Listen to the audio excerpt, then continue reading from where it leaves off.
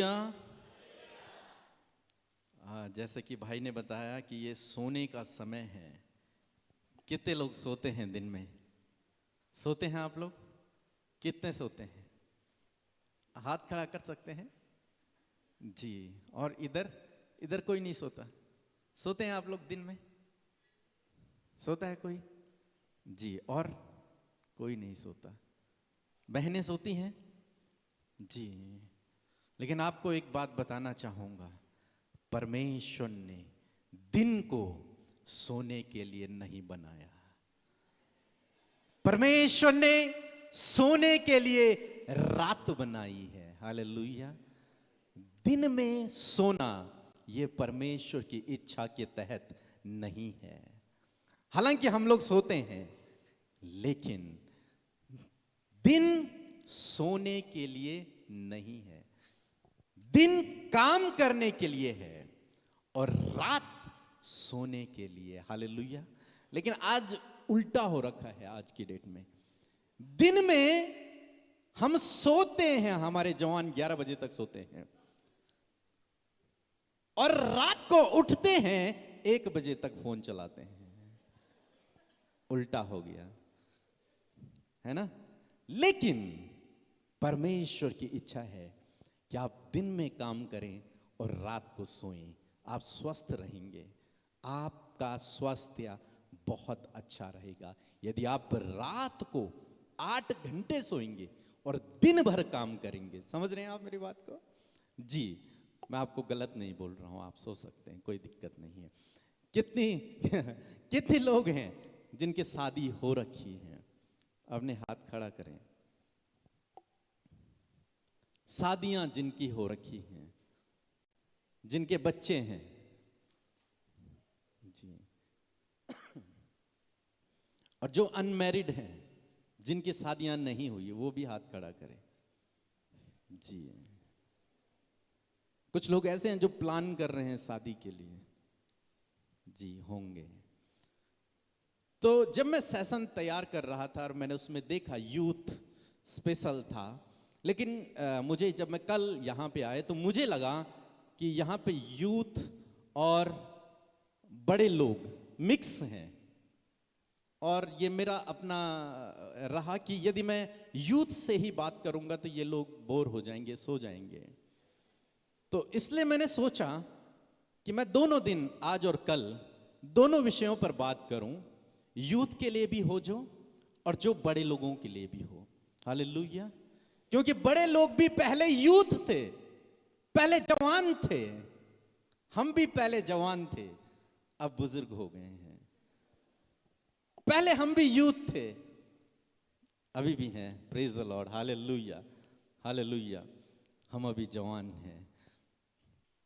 इसलिए मैंने फैमिली के लिए भी और जवानों के लिए भी एक सेशन बनाया, और हम आज भी और कल भी 2 भाग में उसे देखेंगे ताकि कोई बोर ना हो। अगर मैं फैमिली को बोलूंगा तो जवान हमारे सो जाएंगे, हमारे मतलब का तो कुछ है ही नहीं। और जवानों को बोलूंगा तो फैमिली लोग सो जाएंगे, क्योंकि दिन में उन्हें सोना अच्छा लगता है, और सारे सो जाएंगे। तो इसलिए हम जो सीखेंगे वो मिक्स सीखेंगे, जो फैमिली के लिए भी हो और जवानों के लिए भी हो। हालेलुया। कभी आपने सोचा कि परमेश्वर ने आपको क्यों बनाया? कभी सोचा आपने, मन में कभी विचार आया कि परमेश्वर ने आपको स्वर्ग में ही क्यों नहीं रखा? आपको एक स्वर्गदूत ही क्यों नहीं रखा? परमेश्वर ने आपको क्यों, परमेश्वर ने इस धरती पर भेजा? कभी सोचा आपने?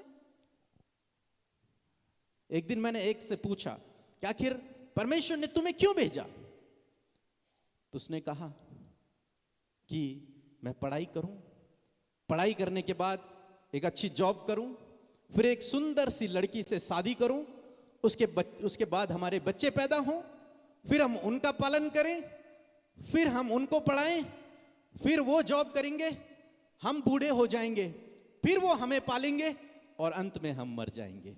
इसलिए परमेश्वर ने बनाया। क्या आप लोग भी ऐसे ही सोचते हैं? तो फिर परमेश्वर ने क्यों बनाया? क्या उद्देश्य रहा होगा परमेश्वर का? शादी करना? क्या उद्देश्य रहा होगा? क्यों परमेश्वर ने मनुष्य का निर्माण किया? आखिर क्या उसके दिमाग में चला होगा? स्वर्गदूत तो बहुत थे, अनगिनत स्वर्गदूत हैं उसके पास। उसे क्या जरूरत पड़ी एक मनुष्य को बनाने की? कुछ तो उसके दिमाग में रहा होगा, कुछ तो प्लान रहा होगा उसके दिमाग में, इसलिए उसने मनुष्य की सृष्टि की। और मैं इस खोज में था कि आखिर प्रभु क्यों तूने हमें बनाया, क्यों तूने मनुष्य को बनाया, क्यों तूने इस मनुष्य को इस धरती पर भेजा। और जब मैं मसीह में आया तो सबसे पहले प्रभु ने जिस दिन मुझसे बात की, मुझे चुना, मैं ड्रिंक किया करता था बहुत अधिक, और एक दिन किसी भाई ने मुझे क्रिसमस प्रोग्राम में बुलाया कि आजा भाई, वहां आजा और खाना खा के चले जाना। क्या करके? खाना खा के चले जाना। और मैंने कहा ठीक है। ऐसे ही लोग बैठे हुए थे, क्रिसमस का कार्यक्रम चल रहा था, मैं सबसे पीछे वाली सीट में था, मेरे मुंह में गुटखा था और मैं वहां बैठे खा रहा था। और यहां पर डांस चल रहा है, यहां पर प्रचार चल रहा है, यहां पर हालेलुया बोला जा रहा है, और मेरे सब ऊपर से निकल रहा है और मुझे कुछ समझ नहीं आ रहा। जैसे आप में से कुछ लोगों को मेरी बातें समझ नहीं आ रही होंगी, शायद जो लोग हिंदी नहीं जानते, ऐसे ही मुझे भी कुछ समझ नहीं आ रहा था।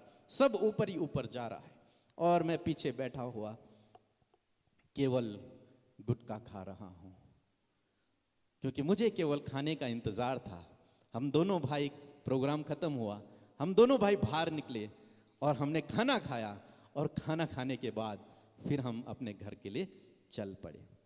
तो जब मैं उस क्रिसमस प्रोग्राम से घर की ओर जा रहा था, मेरा भाई जो मुझे लेके गया था वो मुझसे बातें कर रहा है, लेकिन मुझे ऐसा महसूस हो रहा है कि परमेश्वर आज मुझसे कुछ कह रहा है। और रास्ते में वो मुझसे कह रहा था कि तू कौन है, तू इस धरती पर क्यों आया है, तेरा क्या उद्देश्य है, तूने इतने गलत काम किए। उस सब जब तक हम घर पहुंचे, वो ऐसे सवाल मेरे जहन में, मेरे अंदर उत्पन्न हो रहे, और उनका मेरे पास एक भी जवाब नहीं था। उस दिन हम लोग घर पहुंचे, रात को मैंने अपने भाई से पूछा कि भाई ये बता, ये यीशु है कौन? तो उसने मुझे यीशु के बारे में बताया कि यीशु कौन है। फिर हम दोनों सो गए। सो करके सुबह जब मैं उठा, जब मेरी आंखें खुली, तो मेरा ये अनुभव है, जो सोया था वो कोई और था, जो जाग उठा वो एक नया व्यक्ति था। हालेलुया। Totally change. मेरी लाइफ मानो बदल गई। मैं सुबह उठा, रोज गुटखा खाना था, लेकिन उस दिन मैंने नहीं खाया। मेरी जेब में है लेकिन मैंने खाया नहीं। क्या हो गया समझ नहीं आया। पूरा दिन बीत गया, मैंने कोई गुटखा नहीं खाया, और मेरा जीवन मानो पलट गया, बदल गया। न चाहकर भी ऐसे कुछ होने लगा। एक दिन मेरे सारे दोस्त आए, उन्होंने मुझे फोन किया, चल भाई पार्टी करने जाना है, और मैं मना नहीं कर पाया। मैंने कहा ठीक है चलो। वो सारे बोतलें लेके आई थी। बोतलें समझते हैं? हाँ, जवान समझते होंगे हमारे। वो सारे बोतलें लेके आए थे, और उन्होंने मुझे फोन किया कि चलो आज पार्टी है। मैंने कहा ठीक है चलो पार्टी है। तब मुझे एक हफ्ता हो गया था। एक हफ्ते तक मैंने न कुछ खाया था न कुछ पिया था। और एक हफ्ते बाद मेरे दोस्त लोग आए। ये दोस्त बड़े गंदे होते हैं। ये दोस्त लोग आए, और ये दोस्त लोग मुझे लेके जा रहे थे। और जानते हैं क्या हुआ? मैं स्टेशन में उनका इंतजार कर रहा था, और मैं उनका इंतजार कर रहा था। इतने में मेरी नजर एक गुटखे की दुकान पे पड़ी। किसकी दुकान पे? गुटखे की दुकान पे मेरी नजर पड़ी। और क्या देखते हैं कि वहां बहुत सारे गुटके लटके हुए हैं और 5 रुपए 2 रुपए तो मेरे जेब में थे ही। मैं गया और मैंने कहा भाई एक गुटका मुझे भी दे दो। उसने मुझे वो गुटका दिया और मैंने उसे फाड़ा और बड़े स्टाइल से मैंने उसे अपने मुंह में डाला। और जैसे ही मैंने उस गुटके को अपने मुंह में डाला, मुझे ऐसा महसूस हुआ कि ये दुनिया की सबसे गंदी चीज मैंने अपने मुंह में डाल ली। आपको यकीन नहीं आएगा, नल सड़क के पार था, मैंने ऐसे अपना मुंह किया और ऐसे करके मैंने सड़क को पार किया और उसके बाद वहां पर नल था और मैंने अपना मुंह साफ किया। और उस दिन मुझे इस बात का एहसास हुआ कि मैंने तो अपने आप को नहीं बदला, लेकिन मेरे यीशु ने मेरा जीवन बदल दिया। हालेलुया। तब परमेश्वर ने मेरे जीवन का उद्देश्य मुझे स्पष्ट किया कि मैंने तुझे क्यों चुना, मैंने तुझे इस धरती पर क्यों भेजा, मैंने तुझे तेरी मां के गर्भ में क्यों भेजा है, क्यों तू इंसान बन के इस धरती पर आया। परमेश्वर के दिमाग में जो योजना है वो आज मैं आपको बताना चाहूंगा। प्रकाशित वाक्य की किताब जब हम पढ़ते हैं, खोलने की जरूरत नहीं है, मैं बोल रहा हूं यहां से, आप सुनिए। प्रकाशित वाक्य की किताब जब हम पढ़ते हैं तो अंतिम घड़ी के विषय में कुछ बातें लिखी हुई हैं और 11 अध्याय और 15 पद में कुछ इस प्रकार से लिखा कि जब 7वें दूत ने तुरही फूंकी तो स्वर्ग में इस विषय के बड़े शब्द होने लगे कि जगत का राज्य हमारे प्रभु का और उसके मसीह का हो गया और वह युगान युग राज्य करेगा। हालेलुया। आप लोगों की अभी समझ नहीं आया, यह परमेश्वर का विचार है और यह अंत है इस पृथ्वी का, इस सब कुछ का अंत। यह अंतिम लाइन है कि अंत के दिन लास्ट में यह घटना होगी और वो घटना यह होगी कि संपूर्ण जगत का राज्य हमारे प्रभु यीशु का हो गया। हालेलुया। और उसका राज्य युगान युग तक रहेगा। यह अंत है, लास्ट दिन। उस दिन ऐसा होगा कि हमारा प्रभु इस पूरे ब्रह्मांड पर, इस पूरे यूनिवर्स पर, इस पूरी धरती पर राज्य करेगा। यह अंत है और यह अंत ही नहीं, मैं आपको बताना चाहूंगा यह वो शुरुआत है, परमेश्वर के दर्शन की यह शुरुआत है। मीन्स जब परमेश्वर ने, कल मैंने सिखाया था कि परमेश्वर ने स्वर्ग और पृथ्वी की रचना की। जब परमेश्वर ने स्वर्ग बनाया तो वहां उसने स्वर्ग दूतों को बनाया और वहां उसका राज्य स्थापित हो गया। उसने पृथ्वी बनाई लेकिन पृथ्वी पर कोई नहीं था। अब यहां भी परमेश्वर को अपना राज्य स्थापित करना है। क्या करना है? स्थापित करना है। कल जब हम लोग आ रहे थे यहां पे तो जो सीनियर पास्टर हैं उनके बारे में अब पास्टर हमें बता रहे थे। उन्होंने कहा कि स्टार्टिंग से अभी तक काफी 30-35 कलीसियाएं, आपने कहा इतनी कलीसियाएं इस चर्च से जुड़ गई या फिर इस चर्च से बन गई। तो कैसे हुआ होगा? सोचो, सबसे पहले यह कलीसिया थी, मुझे नहीं मालूम ज्यादा हिस्ट्री, लेकिन आप समझने की कोशिश करें। सबसे पहले यह कलीसिया थी और इस कलीसिया के जो पासवान थे, जो पास्टर हैं, उनके माइंड में एक विचार है कि न केवल यह कलीसिया बल्कि इस कलीसिया से और भी कलीसियाएं निकले। तो इसलिए उन्होंने क्या किया, एक पास्टर को अपॉइंट किया और उस पास्टर को भेज दिया दूसरी जगह पर कि तुम जाओ और उस जगह पर परमेश्वर के काम को करो। ऐसा ही हुआ, होता है, ऐसे ही होता है। एक सीनियर पास्टर, उसके मन में यह विचार होता है, उसके अंदर एक विजन होता है, एक दर्शन उसके अंदर होता है कि मैं इस कलीसिया के अलावा एक और कलीसिया को फॉर्म करूं। इसलिए वो अपनी कलीसिया से कुछ लोगों को चुनता है, उन्हें पास्टर नियुक्त करता है और उन्हें जिम्मेदारी देता है कि तुम उस गांव में जाओगे, उस शहर में जाओगे और वहां ऐसे ही एक और कलीसिया स्थापित करोगे। हालेलुया। और तब एक पास्टर जो जूनियर होता है वो जाता है और उस जगह पर वो परमेश्वर के काम को जीरो से शुरू करता है। और धीरे धीरे ये कलीसिया तो है, लेकिन इसके अलावा एक और कलीसिया बन जाती है।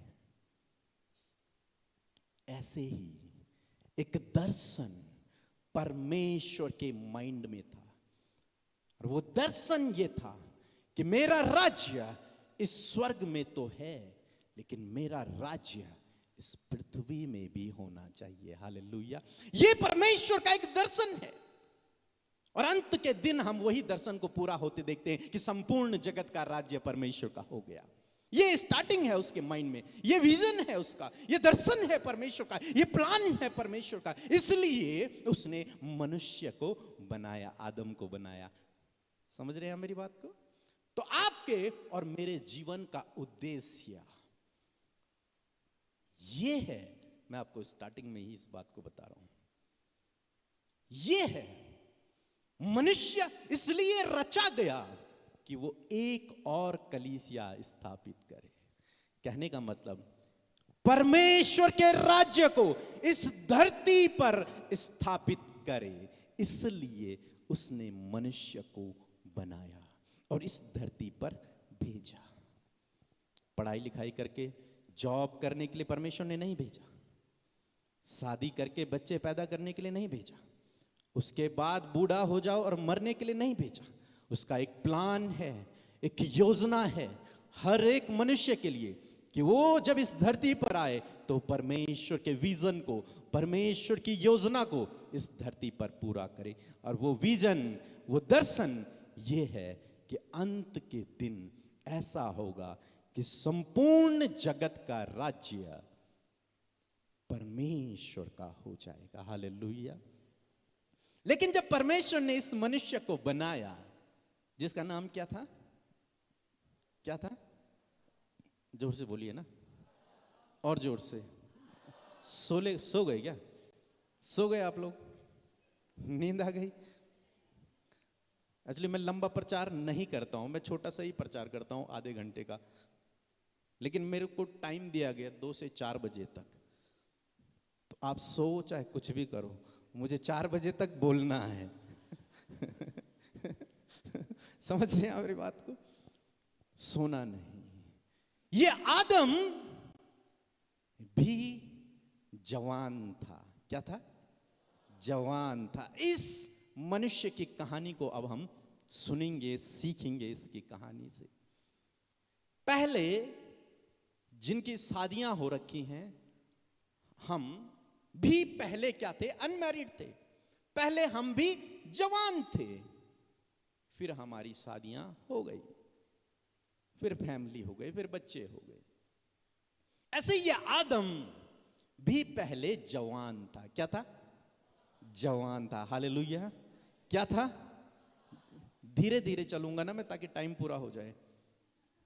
3 बज रही है अभी, 1 घंटा है अभी और, ठीक है। क्या था? जवान था। जब परमेश्वर ने आदम को बनाया तो उसे ऐसे बच्चा नहीं बनाया। परमेश्वर ने उसे कैसे बनाया? जवान बनाया। वो बच्चा नहीं था, वो बच्चे से धीरे धीरे धीरे धीरे बड़ा नहीं हुआ। उसे जब बनाया गया तो वो सीधे हमारे जैसा क्या था? एक जवान था, जिसके मूछें भी रही होंगी और दाढ़ी भी रही होगी। वो बिल्कुल जवान था, बच्चा नहीं था। समझ रहे हैं मेरी बात को? कई बार एक दिन मैं चर्च में प्रचार कर रहा था और यह सवाल आया कि पहले अंडा पैदा हुआ कि मुर्गी पैदा हुई? सुना है आप लोगों ने भी? पहले अंडा हुआ कि मुर्गी हुई? आप बताओ क्या हुआ है? अंडा, मुर्गी हुई। क्या हुआ? क्या हुई जी? परमेश्वर ने अंडा नहीं बनाया पहले, परमेश्वर ने मुर्गी बनाई पहले और मुर्गा बनाया पहले। हालेलुया। मुर्गी और मुर्गा परमेश्वर ने बनाया और उसके बाद अंडा पैदा हुआ। समझ रहे हैं आप मेरी बात को? समझ रहे हैं आप मेरी बात को? अंडा पहले नहीं बना। ये YouTube में देखोगे आप इधर उधर तो बच्चों के बीच में यही सवाल चलता है, अंडा बना पहले मुर्गी बनी पहले?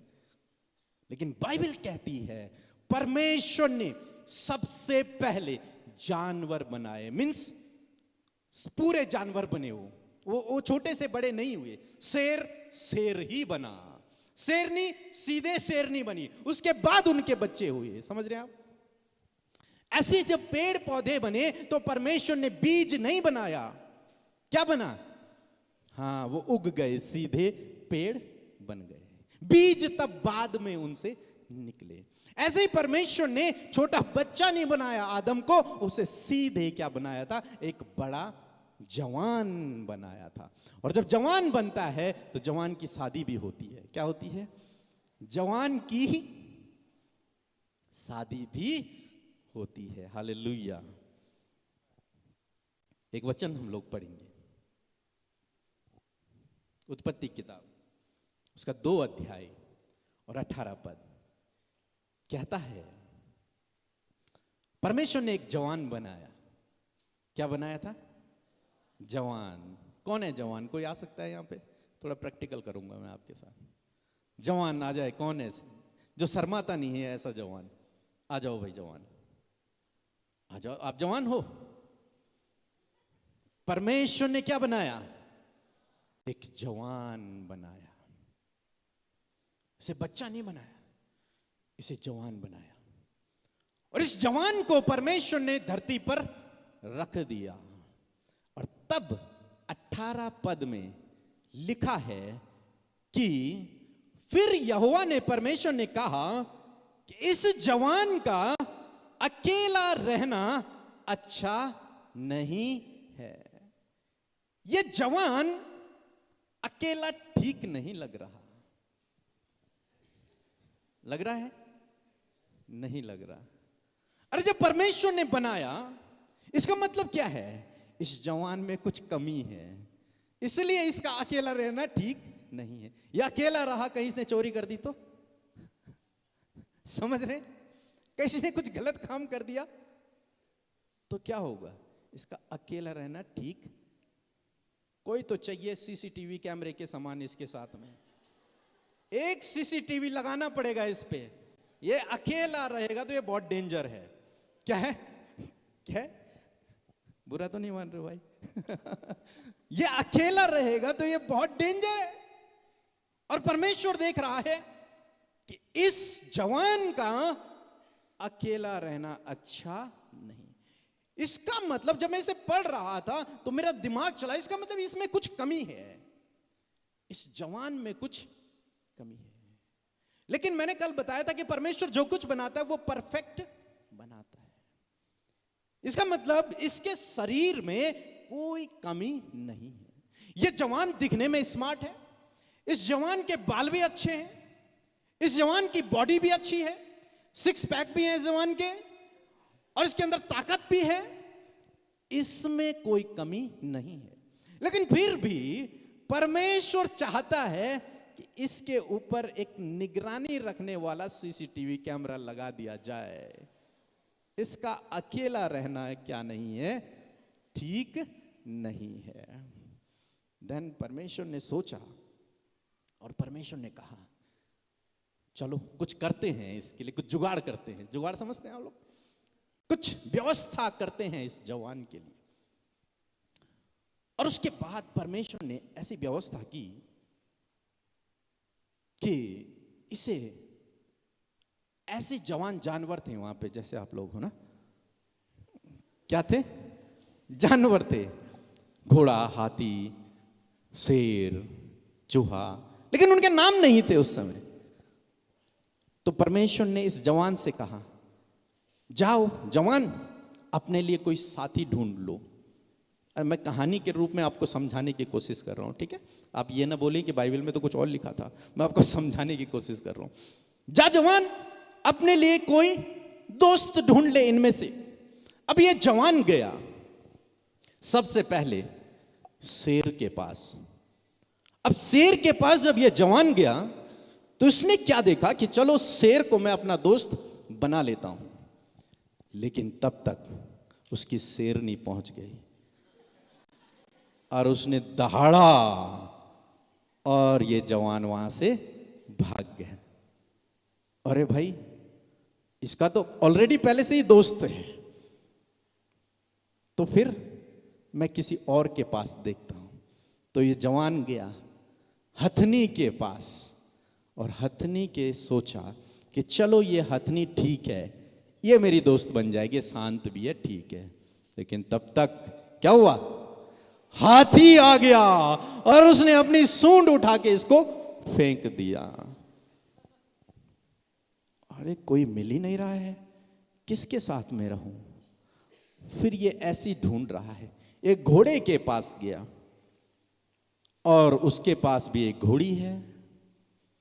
फिर ये किसी और के पास गया और जानवरों के पास गया, लेकिन क्या देखता है कि हर एक जानवर के साथ में परमेश्वर ने एक सीसीटीवी कैमरा लगाया है उस पर निगरानी रखने के लिए। क्या देखता है कि उसके साथ में ये अकेला कोई है ही नहीं। यहां पे शेर अपनी शेरनी के साथ में है, हथनी अपनी हाथी के साथ में है, अकेला कोई नहीं है।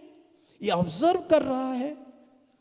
और जब काफी दिन बीत गए, इसने सबके नाम रख दिए और तब भी ये अकेला पड़ा हुआ है। तब बाइबल कहती है कि इसे कोई सहायक न मिला, कोई दोस्त न मिला, कोई साथी न मिला जो इसके अकेलेपन को दूर कर सके। नहीं मिले। अब परमेश्वर तो परमेश्वर है, परमेश्वर तो सब जानते हैं। तो परमेश्वर सोचा, जब मैं इस कहानी को पढ़ रहा था तो मेरे दिमाग में ये विचार आ रहे थे कि परमेश्वर तो सब जानते हैं। जब परमेश्वर को पता है कि इन जानवरों से इस मनुष्य का कोई मेल है ही नहीं, तो आखिर ये परमेश्वर इसको इनके पास क्यों लेके गया? और मैं इस बात को सोच रहा था, तब मैं एक बात को समझा कि ये जवान अकेला है और इसका अकेला रहना ठीक नहीं है। इसका मतलब ये जवान शादी के लायक हो रखा है। इसकी उम्र क्या है? शादी की उम्र है। लेकिन इस जवान को पता नहीं है कि कोई लाइफ पार्टनर भी होता है, क्योंकि ये तो पहला मनुष्य है। इसे तो पता ही नहीं है। इसे पता ही नहीं है कि मुझे एक साथी की भी जरूरत है। इसे नहीं पता। अकेलापन किसको महसूस हो रहा है? परमेश्वर इसके अंदर देख रहा है, लेकिन इसे वास्तव में नहीं पता। और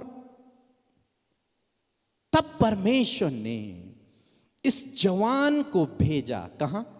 उन जानवरों के बीच में कि देखो और सीखो। क्या करो? देखो और सीखो कि हर एक जानवर का एक साथी है। समझ रहे हैं हमारी बात को? एक साथी है और उसकी एक अलग इंपॉर्टेंसी है उसके जीवन में, एक अलग महत्व है उसका उसके जीवन में।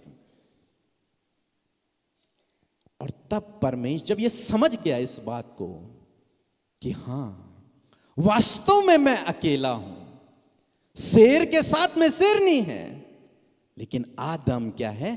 अकेला है। यह अंडरस्टैंड कर गया इस बात को कि मैं वास्तव में क्या हूं? अकेला हूं। तब परमेश्वर ने कहा कि मैं इसके लिए एक सहायक बनाऊंगा। क्या बनाऊंगा?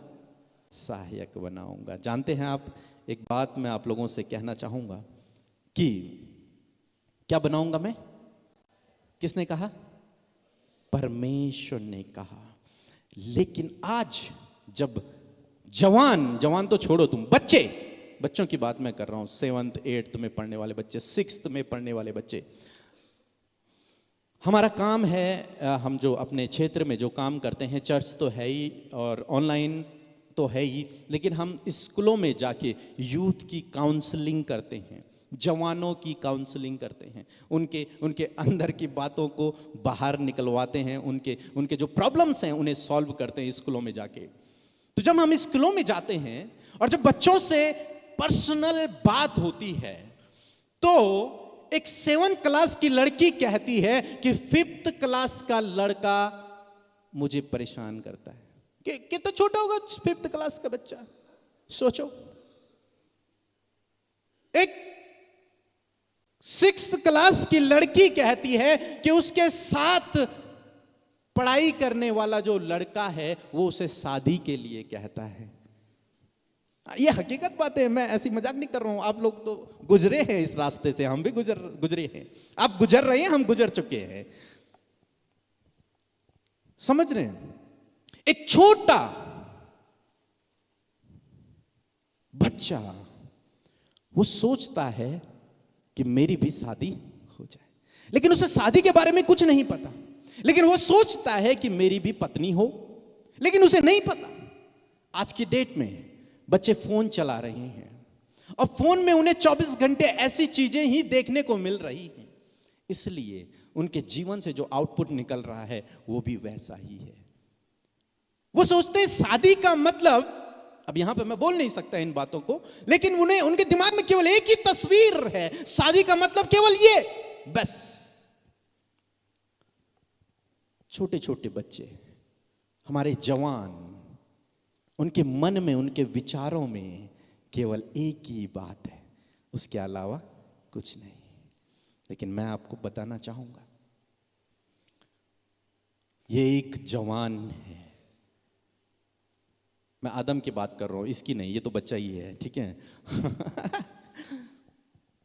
आदम एक जवान है, और वो जवान जब शादी के लायक हो गया तो उसके पिता को इस बात का पता है, और अब उसका पिता क्या कर रहा है, उसके लिए एक सहायक बना रहा है, ढूंढ रहा है। जब आप शादी के लायक हो जाते हैं तो आपका, पहले तो इस संसार का पिता जानता है कि आपको एक लाइफ पार्टनर की जरूरत है, दूसरा आपका स्वर्गीय पिता भी जानता है कि आपको एक लाइफ पार्टनर की जरूरत है। आपको केवल अपने स्वर्गीय पिता पर निर्भर होना है। लिखा है कि मैं उसके लिए एक सहायक बनाऊंगा, लेकिन ऐसा सहायक जो उससे मेल खाए। क्या करे? अरे सहायक तो उसका घोड़ा भी हो सकता था, सहायक तो उसका डॉगी भी हो सकता था कि नहीं हो सकता? डॉग कितने वफादार होते हैं, घोड़ा कितना वफादार होता है, हाथी कितना वफादार होता है, वो बहुत से काम कर लेते हैं मनुष्यों के। सहायक तो इसका कोई भी हो सकता था, लेकिन ऐसा सहायक, समझ रहे हैं आप मेरी बात को? अरे लड़कों, लड़कियां तो आपको कोई भी मिल जाएगी, और लड़कियों को लड़के तो कोई भी मिल जाएगा, लेकिन ऐसा सहायक जो तुमसे मेल खाए, हालेलुया, मेल खाए, वो केवल आपको आपका स्वर्गीय पिता दे सकता है। जो आपसे क्या खाए? मेल खाए। ऐसा सहायक परमेश्वर ने कहा कि मैं उसके लिए बनाऊंगा। नींद आ रही है आप लोगों को?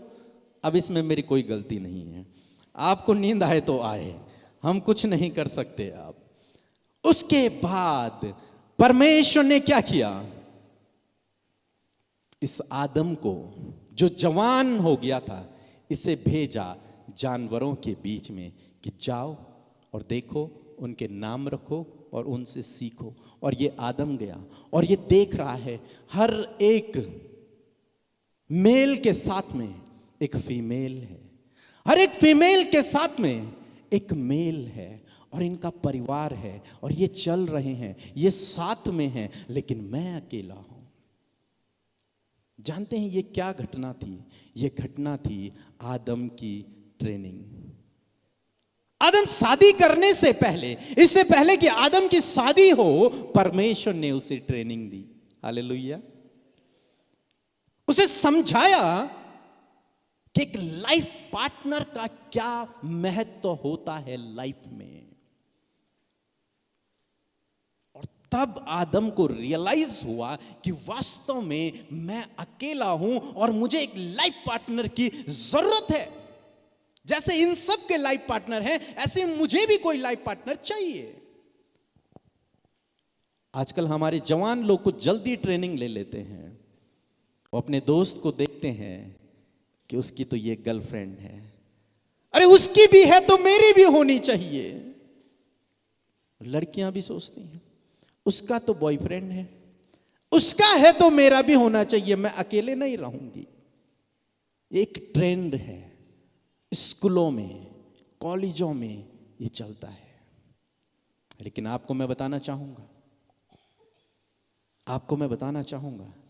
कि इससे पहले कि आप अपने लिए एक लाइफ पार्टनर चुने, आपको पहले ट्रेनिंग की आवश्यकता है। किसकी? हाँ, ये बहुत गंभीर बात है। जब हम फैमिली काउंसलिंग करते हैं, लव मैरिज पे जब मैं काउंसलिंग देता हूं, तो उसमें एक सेशन है ट्रेनिंग। हम लोग कुछ भी काम करना सीखते हैं तो पहले क्या करते हैं? ट्रेनिंग लेते हैं। अगर कोई पास्टर बनना है तो उसे ट्रेनिंग करना है। क्या करना है? ट्रेनिंग करना है। नहीं तो उसे कोई पास्टर भी नहीं समझेगा। गलत कह रहा हूं मैं? यदि उसने ट्रेनिंग नहीं की तो लोग उसे पास्टर भी नहीं समझते हैं। ट्रेनिंग। आप जॉब के लिए ट्रेनिंग करते हैं, पढ़ाई करते हैं, कोर्सेज करते हैं। किसके लिए? जॉब के लिए।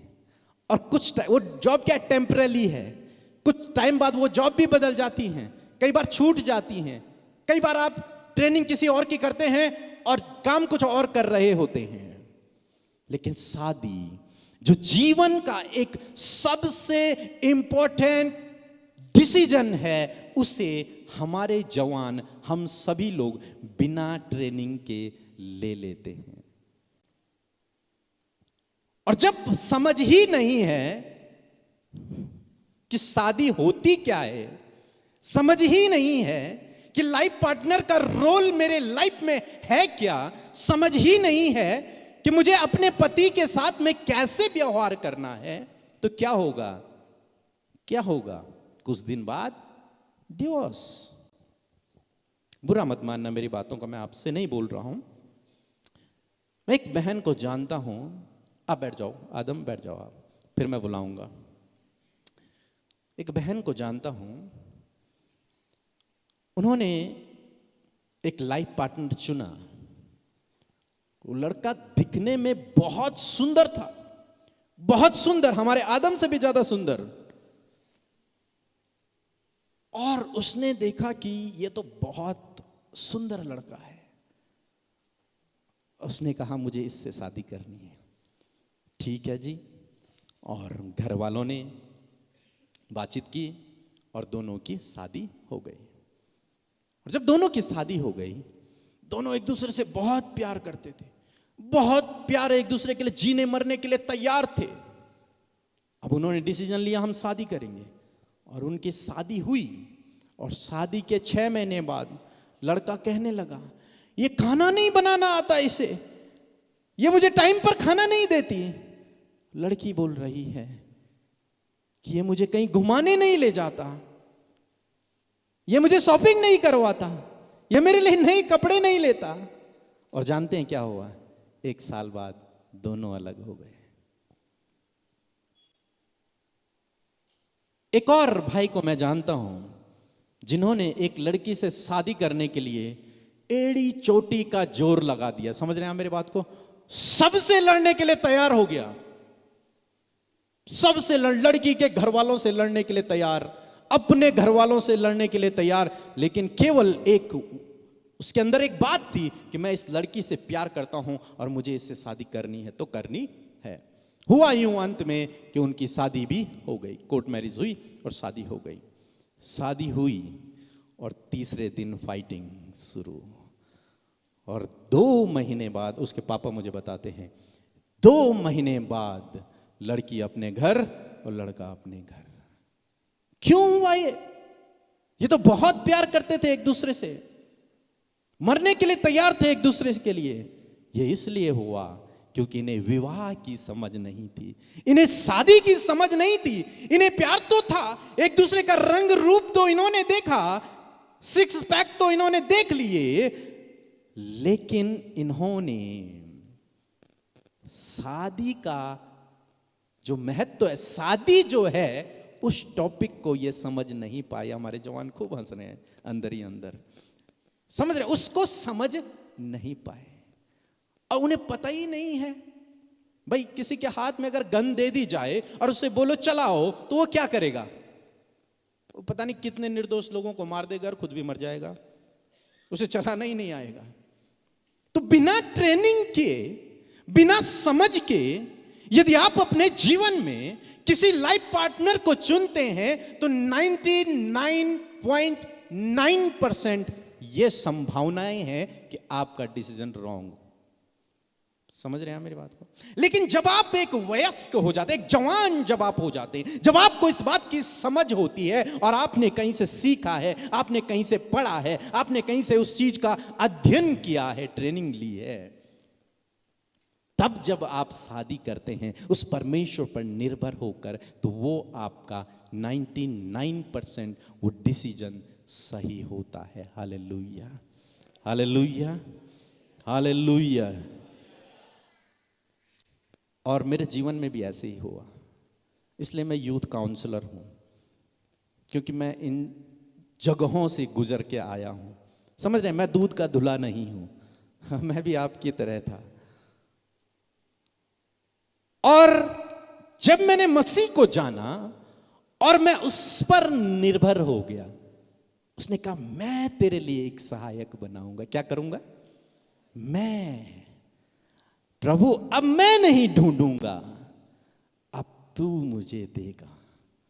और तब उसने मुझे एक लाइफ पार्टनर दिया जो मुझसे मेल खाता है। हालेलुया।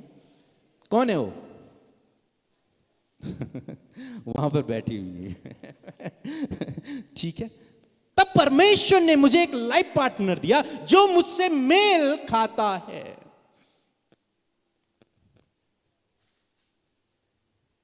जो आपको परिवार में आगे बढ़ाता है। समझ रहे हैं? जो आपके विजन को समझता है, जो आपके दर्शन को समझता है, जो आपको पीछे नहीं आपको आगे ले जाता है। हालेलुया। शादी के बाद हमारे जीवन में ऐसा समय था जब हमारे पास कुछ भी नहीं था, कुछ पैसा नहीं था हमारे पास। जानते हैं, उन्होंने कम से कम 1-2 साल तक अपने लिए कोई कपड़ा नहीं बनाया। मुझ पर कोई दबाव नहीं था क्रीम पाउडर का, कोई दबाव नहीं था कपड़े बनाने का। हम जितना कमाते, आटा चावल दाल जो कुछ लेना था वो लेते, और जो हमारे पास कर्जा था, मेरे ऊपर जो कर्जा था, उसे हम पहले देते। कोई दबाव नहीं दिया। क्यों? क्योंकि वो मुझसे मेल खाते हैं, क्योंकि वो परमेश्वर ने वो सहायक मुझे दिया। हालेलुया। मैं प्रचार करता हूं और उसके बाद वो प्रार्थना करती है। क्यों? क्योंकि वो मेरा सहायक है। क्या है? क्या है? बहुत सारे लोग सोचते हैं सहायक, इंग्लिश में लिखा हेल्पर। क्या है? हेल्पर। हेल्पर का मतलब वेटर नहीं है। क्या नहीं है? वेटर नहीं है। वेटर समझते हैं आप? कई घरों में अपनी पत्नियों को वेटर समझा जाता है। बहनों, गलत बोल रहा हूं मैं?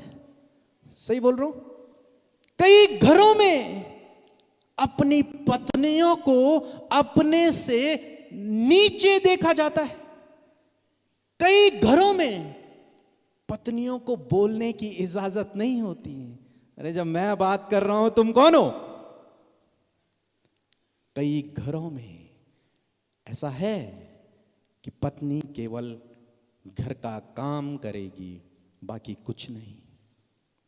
कई घरों में ऐसा है। क्यों? क्योंकि पुरुष यह समझता है कि पत्नी मुझसे थोड़ा नीचे है, स्त्री मुझसे थोड़ा क्या है, नीचे है। लेकिन मैं आपको बताना चाहूंगा, पुरुषों, मैं आपको बताना चाहूंगा कि स्त्री आपसे कम नहीं है। और यह मैं आपको प्रूव करके बता सकता हूं। स्त्रियां हमसे कम नहीं है। मैं यूं कहूं कि वो हमसे बेटर हैं, तो इसमें भी कोई बुराई नहीं होगी। यह आदम का अकेला रहना अच्छा नहीं है, इसलिए मैं इसके साथ एक सहायक बनाऊंगा। अगर यह अकेला रहा तो कुछ गड़बड़ हो जाएगी, लेकिन यदि सहायक इसके साथ में रहा तो गड़बड़ नहीं होगी। हालांकि हुई बाद में, वो एक अलग चैप्टर है, लेकिन अभी के लिए स्त्रियां पुरुष के इक्वल हैं, मीन्स समान हैं। स्त्री और पुरुष परमेश्वर की दृष्टि में दोनों समान हैं। क्या है? समान है। हां, उनकी रचना आदम से थोड़ा सा बाद में हुई। क्यों? उसका एक कारण मैं अभी आपको बता रहा हूं। क्यों? ताकि आदम उसकी वैल्यू को समझे, ताकि आदम उस स्त्री की वैल्यू को समझे। इसलिए परमेश्वर ने पहले आदम को ट्रेनिंग दी कि तुझे एक सहायक की जरूरत है। जब वो इस बात को समझ गया कि मुझे एक सहायक की जरूरत है, देन परमेश्वर ने हवा को बनाया। अब कैसे बनाया वो अभी मैं बताता हूं। तो स्त्रियों को कभी भी अपने आप से छोटा ना समझें। वो आपके इक्वल हैं, वो आपके समान हैं। यदि आप परमेश्वर के स्वरूप में हैं तो वो भी परमेश्वर के स्वरूप में हैं। आप में और उनमें कोई अंतर नहीं है, कोई अंतर नहीं। स्त्रियां तालियां तो बजा लो, मैं आपके पक्ष में बोल रहा हूं। कोई अंतर नहीं है। वो एक अलग चैप्टर है कि पुरुष स्त्रियों का सिर है, वो एक अलग चैप्टर है। लेकिन परमेश्वर ने जब बनाया तब आप दोनों, हम दोनों इक्वल हैं। हालेलुया। और क्या होता यदि ये आदम अकेला रहता? तो शायद ये बिगड़ जाता, या फिर जो परमेश्वर का दर्शन था, जो परमेश्वर का विजन था, जो परमेश्वर का प्लान था, वो ये आदम कभी पूरा ही नहीं कर पाता। हालेलुया। कभी भी पूरा नहीं होता बिना स्त्री के। इसीलिए मैंने कहा कि हमसे भी ज्यादा ये है। बिना स्त्री के परमेश्वर का कार्य पूरा नहीं हो सकता, परमेश्वर की योजना पूरी नहीं हो सकती। इसीलिए हमारा उद्धारकर्ता पुरुष के गर्भ से नहीं आया, एक स्त्री के गर्भ से आया। हालेलुया। स्त्री के गर्भ से आया, उसने स्त्री को चुना। उसकी दृष्टि में इस स्त्री का मूल्य हम पुरुषों से भी ज्यादा है। हालेलुया। उसकी दृष्टि में हम यहां पुरुष प्रधान हैं, लेकिन मैं यूं कहूं कि उसकी दृष्टि में स्त्री का मूल्य हमसे भी ज्यादा है। इसीलिए उसने उसके गर्भ से जन्म लिया। हालेलुया। तो स्त्रियों को तुच्छ न समझें, स्त्रियों के साथ में लड़ाई झगड़ा न करें, उनकी भावनाओं की कद्र करें। जानते हैं क्यों? कहां, चलो पढ़ेंगे नहीं, कहां से निकाला परमेश्वर ने इस स्त्री को? लिखा है मैं उसके लिए एक सहायक बनाऊंगा। और उसके बाद परमेश्वर ने आदम को सुला दिया, और उसके बाद कहां से निकाला? एक बाएं हाथ की हड्डी को परमेश्वर ने तोड़ा। यही हुआ? क्या हुआ? एक दाहिने पैर की हड्डी को परमेश्वर ने घुटने को तोड़ा, और तब ऐसा हुआ। तो कैसा हुआ है? क्या हुआ? क्या हुआ जल्दी बताएंगे। कहां से? पेट से उसकी आंतड़ियां बाहर निकाली और तब बनाया। ऐसा हुआ? ऐसा हुआ? फिर क्या हुआ? कहां से? जोर से बोलिए, और जोर से। पसली से। कहां से? और पसली कहां पे होती है? यहां पे। कहां पे? कहां पे होती है पसली? कहां पे होती है? ये है हमारी पसलियां। कहां? यहां। और पसली का एक काम होता है, इसके अंदर एक जो इस टाइप में बना है ना, इस टाइप, क्या इस टाइप में क्या होता है? ये है क्या है? दिल। ये दिल दीवाना है। ये जो दीवाना दिल है ना, ये दिल तो पागल है। ये जो अंदर है, ये आदम का दिल जो पागल था यहां अंदर, उसको जो प्रोटेक्ट करती हैं ये पसलियां, ये हमारे हार्ट को प्रोटेक्ट करती हैं ये पसलियां। समझ रहे हैं आप? कई बार स्त्रियां पुरुषों को प्रोटेक्ट करती हैं। Hallelujah, hallelujah. कई बार आपने देखा होगा, जब किसी का पति पिट रहा है और यदि पत्नी बीच में आ गई तो पति का पिटना बंद हो जाता है। आजकल हमारे इधर चर्चेज में बहुत विरोध चल रहा है। कोई भी आके मार धाड़ करके तोड़ फोड़ करके चले जा रहा है। इसलिए हम मसीह लोगों ने एक तोड़ निकाला, और वो तोड़ ये था कि पास्टर लोग तो यहीं रहेंगे लेकिन दरवाजे पे लेडीजें रहेंगे। हालेलुया। क्योंकि ये लेडीजें पुरुषों को प्रोटेक्ट करती हैं। क्या करती हैं? प्रोटेक्ट करती हैं। इसीलिए हमारे पास्टर साहब जल्दी शादी कर रहे हैं। हालेलुया। ये स्त्रियां हमारे हार्ट को प्रोटेक्ट करती हैं। समझ रहे हैं हमारी बात? इसीलिए कई बार लड़के कहते हैं मेरा दिल टूट गया है, जब किसी ने धोखा दे दिया। ये स्त्रियां पुरुषों के हार्ट को प्रोटेक्ट करती हैं। और दूसरी बात, परमेश्वर चाहते तो आदम के इस पैर से निकाल के हवा को बना सकते थे, आदम के हाथ को तोड़कर हवा को बना सकते थे, लेकिन जानते हैं आदम से परमेश्वर ने हार्ट के करीब, कहां? दिल के करीब की जो पसली है उससे हवा को बनाया। जानते हैं क्यों? कि ताकि आदम अपनी पत्नी से अपने पसली, अपने शरीर के समान क्या रखे? प्रेम रखे। दिल क्या करता है? प्यार करता है, प्रेम करता है। इसीलिए उसके करीब से, यहां से निकाली गई हवा, ताकि ये इससे हमेशा क्या करे? प्यार करे। क्या करे? जी। एक स्त्री को एक पुरुष से कुछ नहीं चाहिए। आप पैसे नहीं कमाते हो, चलेगा, चलेगा। आपके पास नौकरी नहीं है, चलेगा। आप दिखने में अच्छे भी नहीं है, तब भी चलेगा। मैं भी काला हूं लेकिन उनके लिए फिर भी चल रहा हूं। समझ रहे हैं मेरी बात को? आप मोटे हैं तब भी चलेगा। आप कैसे भी हैं, आप घटी कमी में भी हैं, तब भी एक पत्नी एडजस्ट कर लेती है। कर लेती है, यस। लेकिन उनको आपसे एक उम्मीद है। वो उम्मीद ये है कि ये मुझसे केवल प्यार करे। हालेलुया। केवल, क्या मैं गलत कह रहा हूं? गलत कह रहा हूं? मैं गलत कह रहा हूं? आपको हम पुरुषों से केवल प्यार की उम्मीद रहती है और कुछ नहीं। आपको अपने पति से केवल प्यार चाहिए, बस, और कुछ नहीं। और जानते हैं स्त्रियों, पुरुषों को भी आपसे कुछ चाहिए। आप दिखने में अच्छी नहीं है तो भी चलेगा।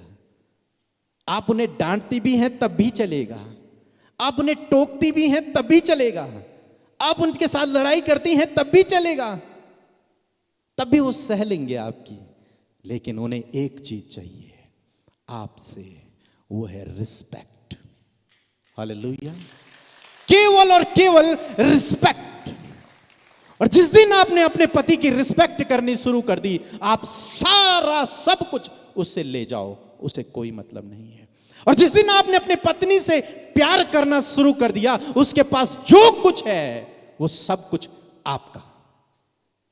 अगर उसके पास 1,00,000 रुपए भी है और आपने उससे 2 मीठी बातें कर ली प्यार भरी, तो वो 1,00,000 रुपए निकाल के आपके हाथ में दे देगी।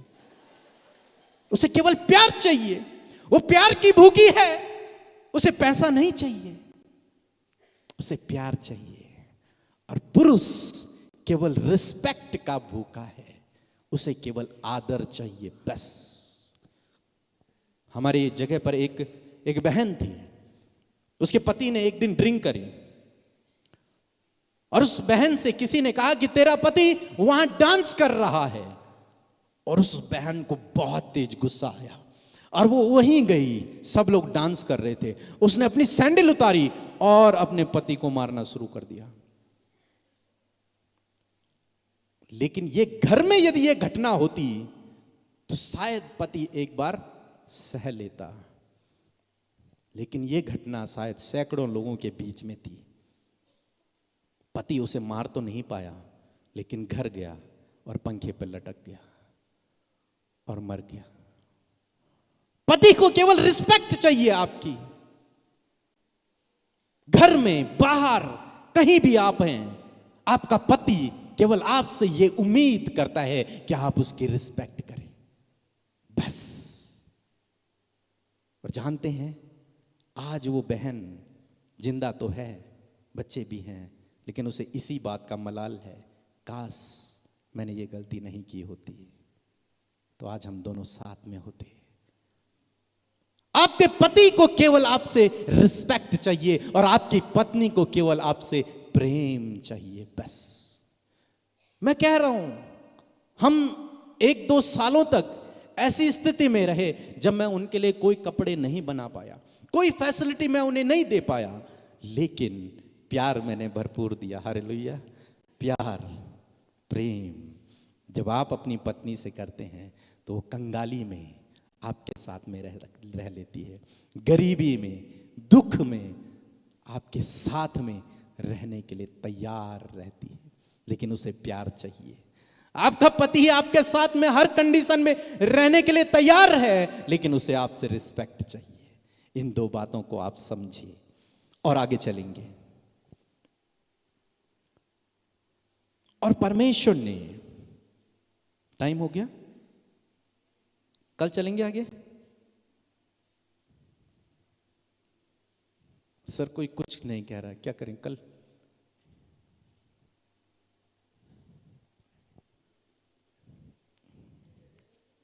क्या चाहते हैं?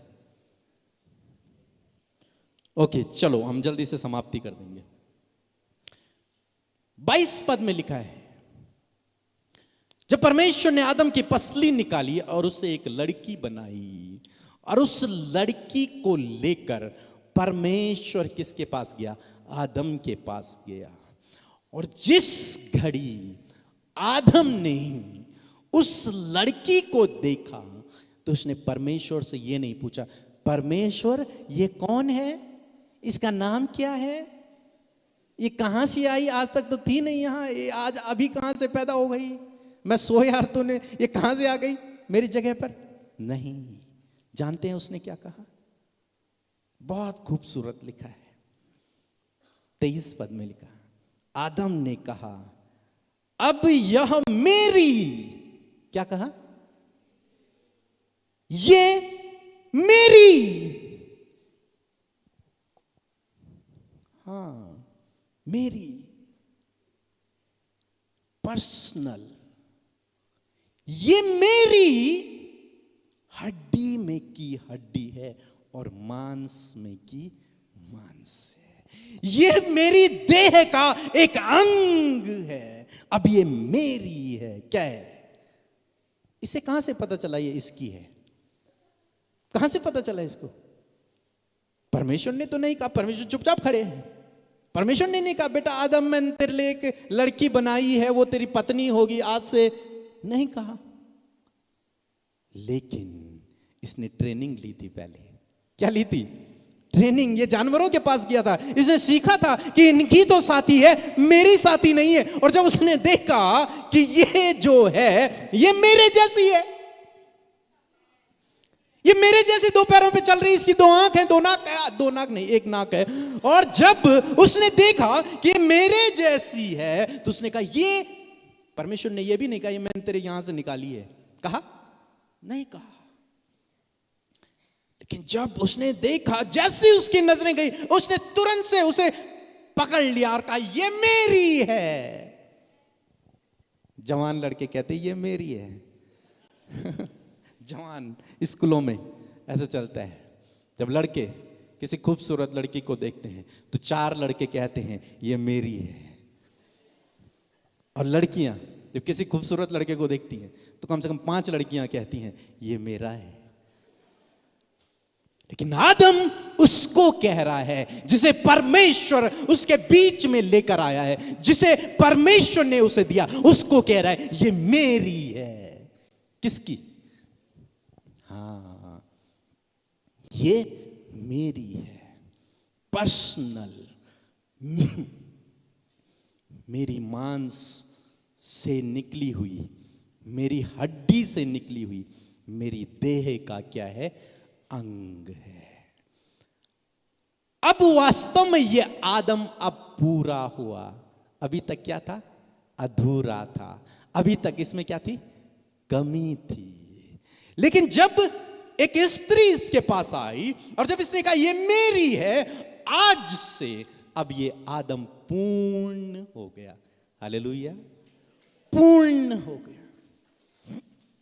जब तक हमारी शादी नहीं हुई तब तक हम एक अपूर्ण मनुष्य हैं, ऐसा लगता है। लास्ट पॉइंट पर हम लोग चलेंगे। उसके बाद परमेश्वर ने कहा, 24 पद में लिखा है, इस कारण पुरुष अपने माता पिता को छोड़कर अपनी पत्नी से मिला रहेगा और वे दोनों एक तन होंगे। और यहां पर ये जो जवान था पहले, अब ये मैरिड हो गया, और मैरिड के बाद एक फैमिली का निर्माण यहां पर हो गया। क्या हुआ? एक परिवार का निर्माण हो गया, एक परिवार। और जानते हैं परमेश्वर ने इस परिवार को क्यों बनाया? ताकि ये परिवार एक नए परिवार को जन्म दे। आदम अकेला नए परिवार को जन्म नहीं दे सकता था, उसके लिए स्त्री की आवश्यकता है। और इस स्त्री और इस पुरुष के द्वारा एक नया परिवार जन्म लेगा, और फिर इनके द्वारा एक और नया परिवार जन्म लेगा, फिर इनके द्वारा एक और नया परिवार जन्म लेगा।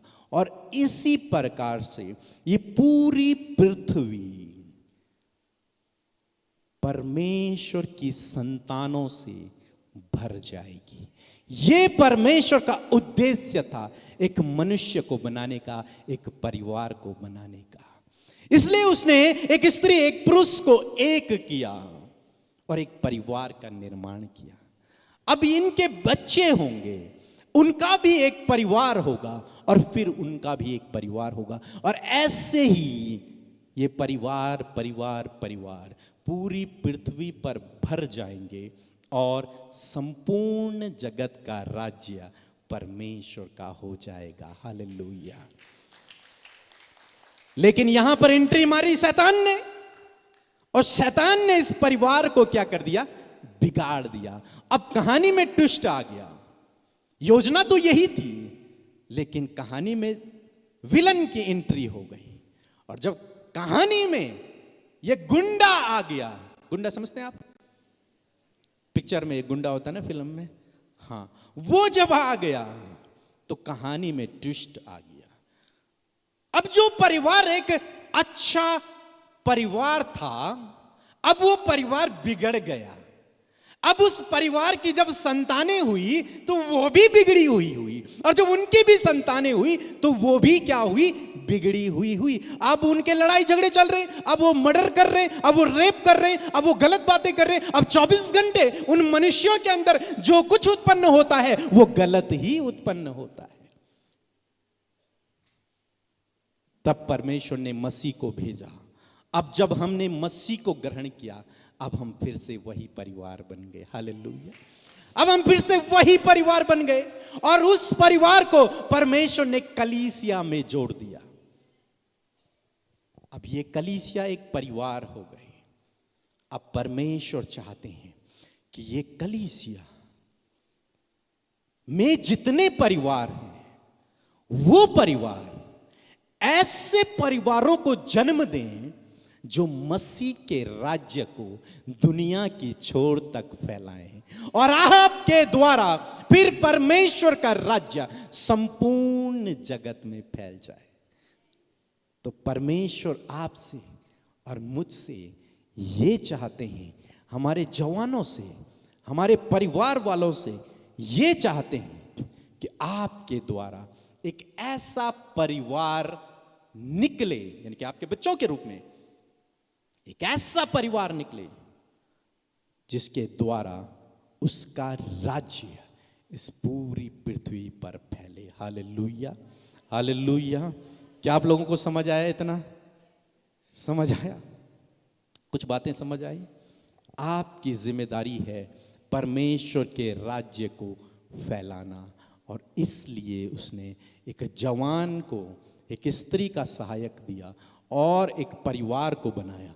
अब परिवार का काम है कि वो परमेश्वर के राज्य को फैलाए। Hallelujah, hallelujah. क्या आप समझे? क्या आप समझे? मैं आपसे कहना चाहूँगा, जवानों, जब आप शादी की उम्र के हो जाएंगे तब आपको 2-3 बातें ध्यान में रखनी है। पहली बात कि शादी के लिए, लाइफ पार्टनर के लिए परमेश्वर पर निर्भर रहें। वो आपको एक ऐसा जीवन साथी देगा जो आपसे मेल खाएगा। Hallelujah, hallelujah. जो आपके लिए सबसे बेस्ट होगा वो आपको देगा। खुद ढूंढोगे तो पछताओगे, उसको ढूंढने दोगे तो आशीष पाओगे। हालेलुया। दूसरी बात जो आपको ध्यान में रखनी है, दूसरी बात जो आपको ध्यान में रखनी है, चुन भी रहे हो, लड़की हो या लड़का हो, चुन भी रहे हो तो अपने साथ के बच्चों को नहीं चुनना। समझ रहे हैं मेरी बात को? आदम के, लड़कियां ध्यान से सुने आप लोग, आदम के पास जब परमेश्वर हवा को लेके गया वो वर्किंग था। क्या था? हाँ, वो काम कर रहा था, वो बेरोजगार नहीं था, वो पढ़ाई नहीं कर रहा था उस समय, वो काम करता था अदन की वाटिका में, वो वर्किंग था। समझ रहे हैं आप मेरी बात को? पहली बात, आपको अपने लाइफ पार्टनर के लिए परमेश्वर पर निर्भर रहना है। दूसरी बात, आपको ऐसा व्यक्ति चाहिए शादी के लिए जो वर्किंग हो, जो जॉब करता हो, जो नौकरी करता हो। इसीलिए मम्मी पापा जब लड़का देखते हैं, लड़की देखते हैं तो ढूंढते हैं कि पढ़ा लिखा अच्छा नौकरी वाला लड़का चाहिए, क्योंकि ये स्टार्टिंग से है, जो काम करता हो। तीसरी बात, जिसके पास एक विजन हो, जिसके पास एक दर्शन हो कुछ करने का। ऐसा नहीं कि उसे अपना ही नहीं पता कि मुझे करना क्या है लाइफ में, मैं ट्राई कर रहा हूं, ये वाला नहीं। उसके पास एक विजन हो, उसके पास एक दर्शन हो, ऐसे व्यक्ति को आपको चुनना है। अब बॉयज को ऐसी लड़की चुननी है जो आपके दर्शन को समझे और उस दर्शन में आपकी सहायता करे। हालेलुया। ऐसी लड़की बॉयज को चुनना है। और जब आप ऐसा करेंगे तो मेरा विश्वास है कि परमेश्वर आपको बहुत सारी आशीषों को देगा।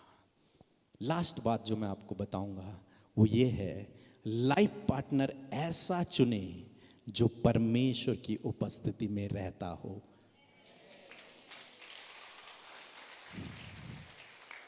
आदम ने, हवा ने जब आदम को चुना, एक तरीके से देखा जाए तो आदम परमेश्वर की उपस्थिति में रहता था।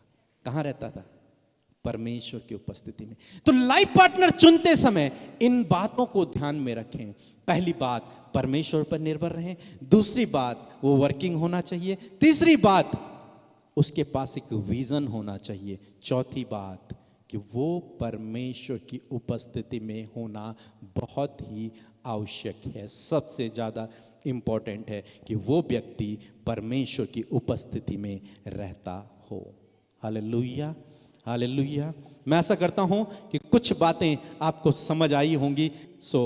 परमेश्वर का धन्यवाद हो। आइए हम एक छोटी सी प्रार्थना करेंगे और फिर कल भी हम ऐसी सेशन को कंटिन्यू करेंगे और फिर हम आप लोगों के लिए प्रार्थना करेंगे।